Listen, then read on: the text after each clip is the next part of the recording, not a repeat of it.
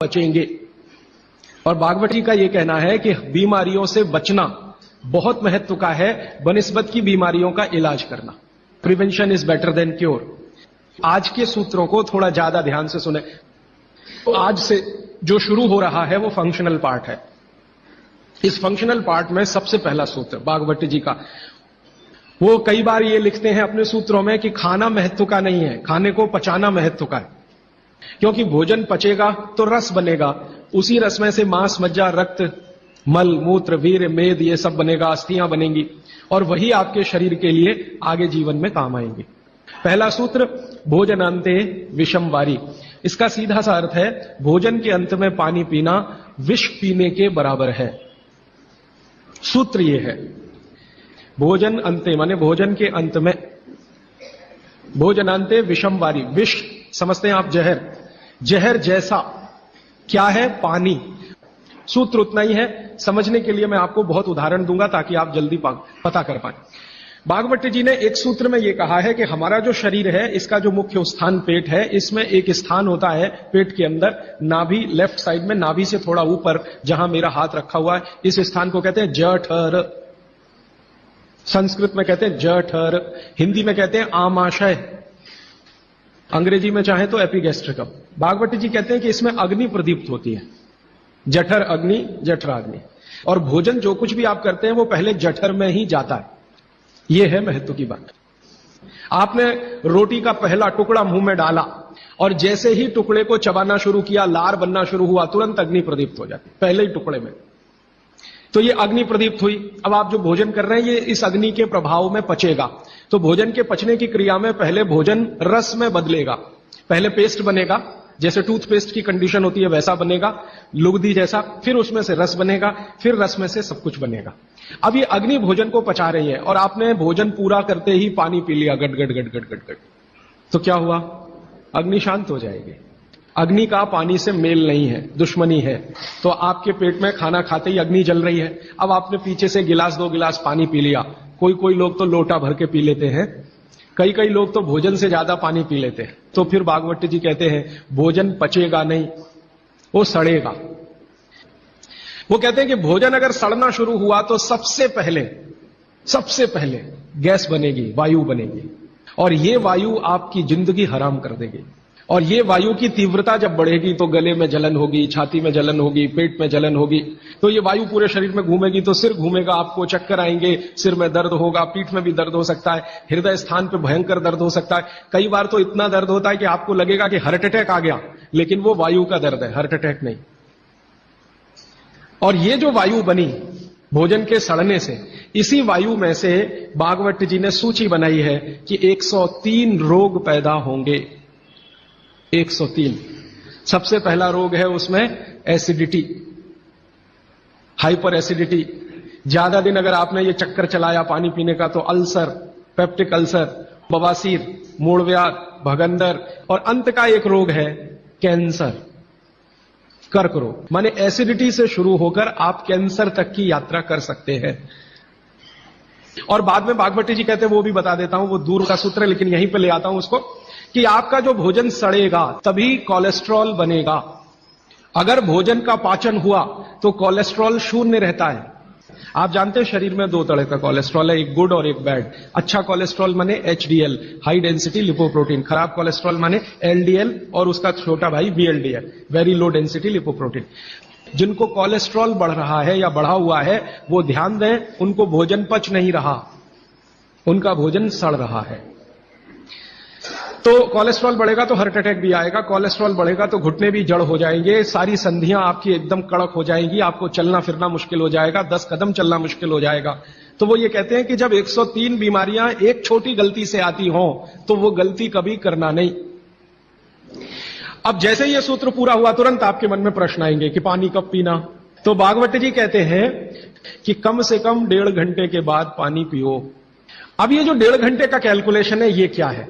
ये भागवत जी कहते हैं कि जो आपने खाया वो आपके जठर स्थान में 1.5 घंटे तक अग्नि के प्रभाव में रहता है, 1.5 घंटे तक। और 1 से 1.5 घंटे का वो बताया है तो अलग अलग क्षेत्र के हिसाब से। अब मान लीजिए उत्तरांचल का कोई आदमी इसी सूत्र को पढ़ेगा तो उसको तो अग्नि का असर 2 से 2.5 घंटे रहेगा। पहाड़ वाला, लेकिन आपके लिए मैं बात कर रहा हूं तो 1 से 1.5 घंटा, ठीक है। अब तुरंत आपके मन में सवाल आएगा, भोजन के बीच में पीना कि नहीं पीना, और भोजन के पहले पीना कि नहीं पीना।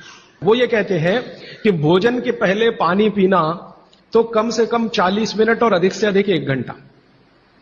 आपको सीधा सा हिसाब बताता हूं, 10 बजे खाना अगर खाना चाहते हैं तो 9 बजे से लेकर 9:20 तक आप चाहें उतना पानी पी सकते हैं।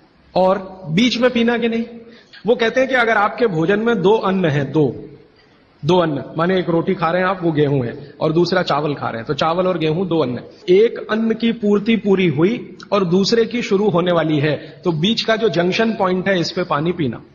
मतलब इसका सीधा है, रोटी पूरी हो गई, अब आप चावल खाने की तैयारी कर रहे हैं, तो रोटी खाने के बाद चावल खाने से पहले आप जरूर पानी पीना, लेकिन मात्रा कितनी, तो वो कहते हैं 2 या 3 घूंट, इतना ही।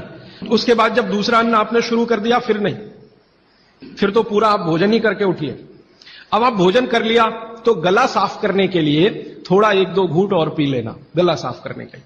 अब आपके मन में तुरंत एक प्रश्न आएगा कि भोजन के अंत में क्या पीना, फिर पानी तो नहीं पीना, 1.5 घंटे तक तो नहीं पीना, तो कुछ पी सकते हैं। तो भागवत जी ने 3 चीजें बताई हैं, उसके लिए पूरा सूत्र लिखा है कि भोजन के अंत में सबसे अच्छी चीज जो पीने के लिए है वो है छाछ, वो है मट्ठा, दही का तक्रम। लस्सी पीने के लिए नहीं कह रहे, मक्खन रह गया तो वो लस्सी, तक्रम की बात है। दूसरी सबसे अच्छी चीज उन्होंने बताई है वो है दूध, और तीसरी सबसे अच्छी चीज बताई है फल का रस। जिस मौसम में जो फल आता है उसका रस, माने मौसम के विरुद्ध के फल नहीं। आज का मौसम आम का नहीं है तो आम का रस अभी पिए तो नहीं चलेगा, तो आप ये कहें कि कोल्ड स्टोरेज से लाया हुआ संतरा और उसका रस निकाला या मौसम्मी का रस, ये सर्वनाश करेगा, सत्यानाश नहीं, सर्वनाश करेगा। अब इसमें आगे एक सूत्र है, वो बहुत महत्व का है। भागवत जी कहते हैं मट्ठा या छाछ कब पीना, दूध कब पीना, रस कब पीना। तो सुबह के भोजन के बाद जूस, भागवत जी ने नाश्ता शब्द कहीं नहीं इस्तेमाल किया है, सुबह का भोजन आप उसको नाश्ता कैसे, दोपहर के भोजन के बाद मट्ठा और रात के भोजन के बाद दूध। और वो ये कहते हैं आगे के सूत्र में कि इनका क्रम उल्टा सीधा मत करना कभी, कि हमारे शरीर को मट्ठे का पाचन होने के लिए जो रस की जरूरत होती है, रस माने एंजाइम, जो एंजाइम या रस की जरूरत होती है वो दोपहर को ही होते हैं पेट में। इसी तरह हमारे शरीर में दूध का पाचन होने के लिए जो रस की जरूरत पड़ती है या एंजाइम की जरूरत पड़ती है वो सूर्यास्त के बाद ही होते हैं, और जो रस और एंजाइम की जरूरत जूस पचाने के लिए है वो सुबह ही होते हैं। अब आप कहेंगे हमारे बच्चे तो स्कूल जाते हैं दूध पीकर जाते हैं, तो बदल दो, जूस पिलाकर भेजो। और आप कहेंगे जी पिएंगे नहीं, आप जैसी आदत डालेंगे बच्चे वैसे ही होने वाले हैं, क्योंकि बच्चे अपने से कुछ नहीं सीखते, वो आपका सिखाया हुआ है सारा कुछ। समझ जाएंगे तो उनकी भी जिंदगी में ये परमानेंट हो जाएगा। अभी इसके आगे का सूत्र, तो पानी कैसे पिए, तो हमारे यहां पानी पीने के बहुत तरीके हैं। लोटा मुंह से लगाया गट गट गट गट उतार लिया, गिलास मुंह से लगाया गट गट गट गट उतार लिया। तो भागवती जी कहते हैं नहीं, ये तरीका बिल्कुल गलत है पानी पीने। वो कहते हैं कि पानी को चुस्कियां ले लेकर पिए। जैसे आप गर्म दूध पीते हैं ना, भागवती जी बिल्कुल उसके समकक्ष रखते हैं। अब ये क्यों, आप एक साथ पूरा पानी उतारें गले के नीचे और एक एक घूंट पानी उतारें गले के नीचे, दोनों में जमीन आसमान का अंतर है। क्या अंतर है, हमारे पेट में भोजन को पचाने के लिए अग्नि होती है, और इस अग्नि को तीव्र करने के लिए अम्ल होता है, अम्ल, एसिड प्राकृतिक रूप से बनता है, और मुंह में क्षार बनता है जिसको लार कहते हैं आप, लार, स्लाइवा, सेलिवा, लार, लाला रस, अलग अलग नामों से आप जानते हैं। तो मुंह में बनती है लार, ये है क्षार, और पेट में बनता है अम्ल। आप थोड़ा भी अगर विज्ञान जानते हैं तो आप जानते हैं कि क्षार और अम्ल को मिलाओ तो हो जाता है न्यूट्रल, और न्यूट्रल का मतलब जिसका पीएच 7 है। ये जो पानी है ना, पानी ये ना अम्ल है ना क्षार है, ये न्यूट्रल है। तो भागवती जी कहते हैं कि पेट आपका अक्सर पानी के जैसा रहे तो बढ़िया, और जिनका पेट पानी के जैसा, माने पेट की अम्लता ना बढ़े और पेट का क्षारपन भी ना बढ़े, पीएच 7 के आसपास रहे, तो भागवत जी कहते हैं ऐसे व्यक्ति को 100 से ज्यादा वर्ष जीने की पूरी गारंटी है, बिना एक भी दवा खाए और बिना चिकित्सक के पास जाए। तो वो ये कहते हैं कि घूट घूट पिया पानी, अगर सिप सिप करके आपने पानी पिया तो ज्यादा लार अंदर जाएगी, तो अम्ल को शांत करने में मदद आएगी, इसलिए आपका पेट न्यूट्रल रहेगा। इसलिए पानी घूट घूट भर के पिए, और एक साथ गटगट पानी पिएंगे तो लार पानी के साथ मिल नहीं पाएगी, तो अंतिम रूप में जब वो पहुंचेगा पानी तो खाली पानी होगा। भागवत जी आगे कहते हैं, बहुत ही महत्व की बात है ये सब आपके लिए। वो ये कहते हैं कि जो व्यक्ति सिप सिप करके पानी पिए वो देखें जानवर कैसे पीते हैं।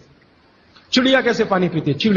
चिड़िया एक ड्रॉप उठाएगी, फिर उसको ऐसे ऐसे मुंह में चलाएगी, फिर पिएगी, फिर दूसरी ड्रॉप उठाएगी, फिर ऐसे ऐसे चलाएगी, फिर पिएगी। ऐसे ही कुत्ता है, पानी को चाट चाट के पिएगा, शेर पानी को चाट चाट के पिएगा। ज्यादातर जानवर पानी को ऐसे ही पीते हैं। वो जानवर हमसे ज्यादा स्वस्थ हैं। किसी को डायबिटीज नहीं, कोई ओवरवेट नहीं, किसी को जॉइंट्स पेन नहीं, किसी को कुछ नहीं। बाघ भट्ट के पक्के चेले हैं ये सब जानवर। मैंने आपके सारे रोगों की एक दवा। तो मैंने ये एक्सपेरिमेंट शुरू किया। ये मैंने पढ़ा था 6 साल पहले। भागवत जी को मैंने 6 साल पहले पढ़ना शुरू किया। 3 साल पढ़ने में लग गया और 3 साल समझने में लग गया।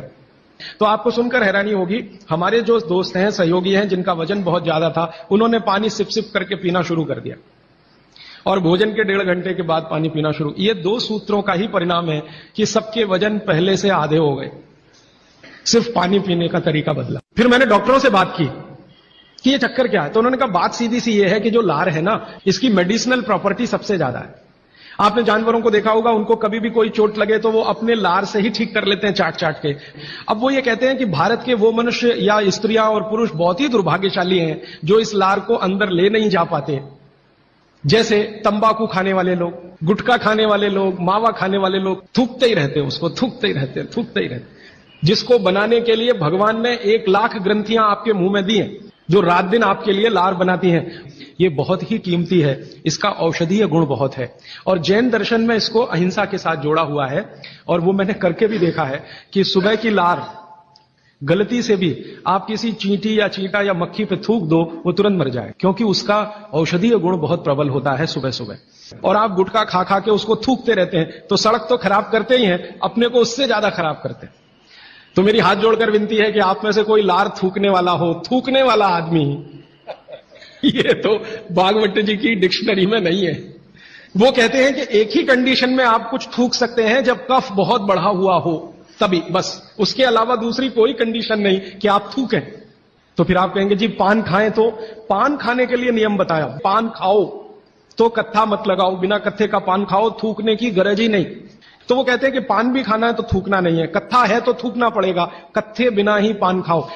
पान तो पित्त और कफ दोनों का नाश करता है और चूना वात का नाश करता है। तो वो कहते हैं कि पित्त और कफ का नाश कर दिया पान ने, चूने ने कर दिया वात का, तो वात पित्त कफ तीनों ही संतुलित हैं। तो पान खा के तो जिंदगी भर निरोगी रह सकते।